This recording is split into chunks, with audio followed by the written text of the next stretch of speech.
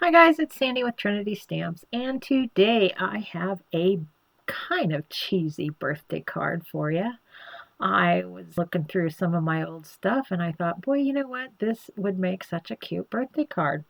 So today I am using the cheesy background stencil, the extra cheese stamp and coordinating dies, along with the cut the cake die set and the coordinating cake layers stencil.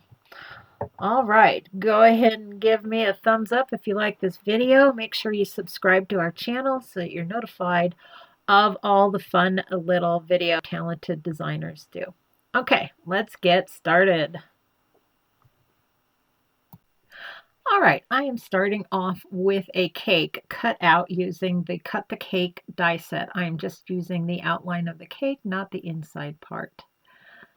There's a stencil that coordinates with this particular die set. It is called Cake Layers, and I'm going to be using that to actually decorate this cake rather than use the die cut pieces that come with the set. I've got my cardstock on my Clingy Craft Mate, and I'm going to lay my stencil on top of that. I don't know about you, but I am an extremely messy ink blender.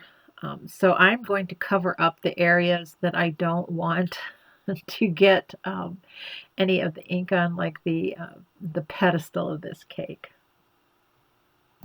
For the frosting on this cake, I am going to be using my Blending Buddies Sidekick brush along with some candied apple distress oxide ink, and I'm just going to go ahead and layer in my colors for the frosting. Now I want them bold, but I don't want to try to do that all at one time because sometimes you get puddling of ink along those edges of the stencil.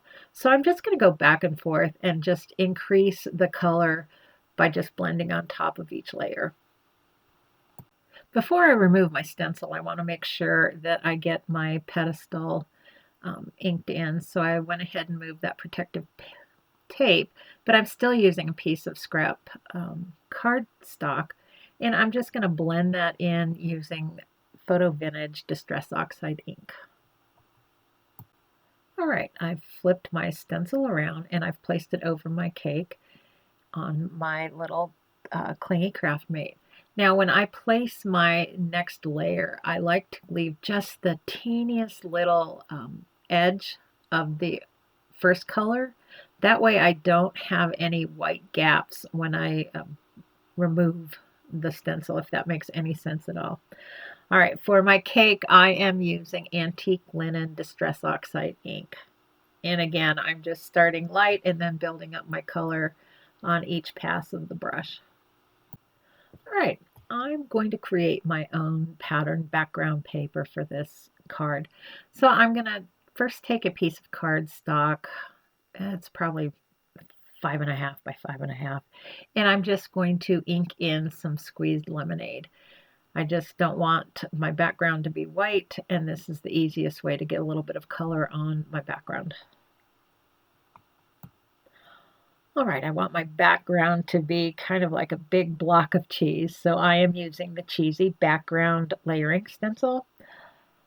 I've put it on my Clingy Craft Mate, and I'm going to go in at those little openings, and I'm going to ink blend in some mustard seed Distress Oxide ink.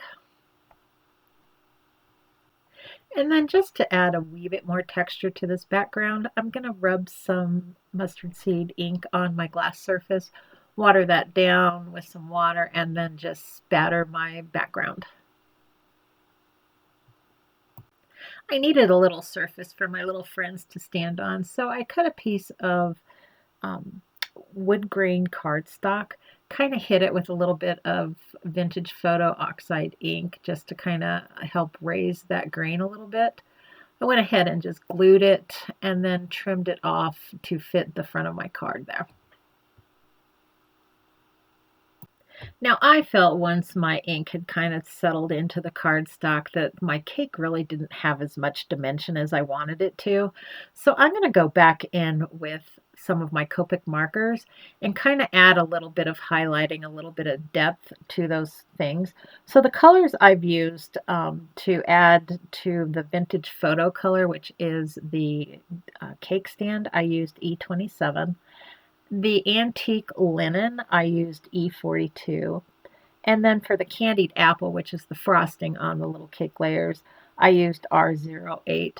And I didn't add a lot to it, but I think it did add something to it. So it's up to you whether or not you'd want to do that. I just thought it was nice, a nice touch.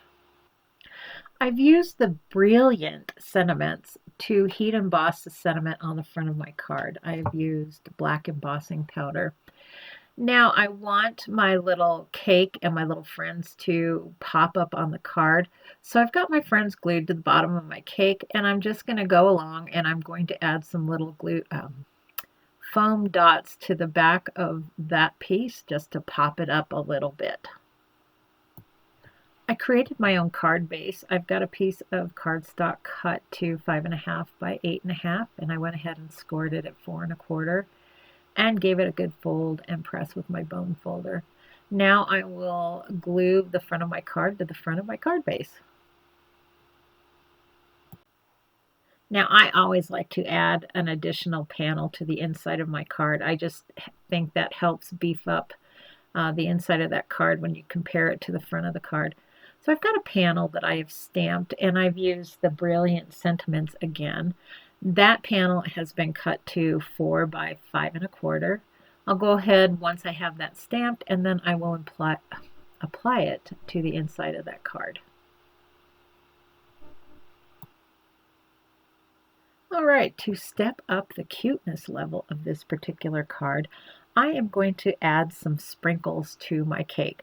I am using the shredded cheddar sprinkles, and I am just going to throw some out there on my surface and use my little precision glue gun and just start placing those all over the frosting. And then to fill in that background and give it just a little bit more pizzazz, I am using some gold sparkle spots, and I am just gluing them randomly around the cake. And I just think this is such a cute little card with those cute little cheese peoples. And this is my completed card. Just a recap of what I have used. I have used the Cut the Cake die set along with the coordinating cake layers stencil. For the sentiment, I used Brilliant Sentiments. My little friends are from the Extra Cheese stamp and die set. And the background stencil, the one that makes the cheese, is called the Cheesy Background. I will list and link all the products I use for this card down below. All right, thank you so much for spending time with me today on the Trinity Stamps YouTube channel. Go ahead and consider subscribing. That way you are notified when one of our talented designers comes up with another fun little creative video for you. All right, thanks again, and I hope you have a great day. Bye-bye.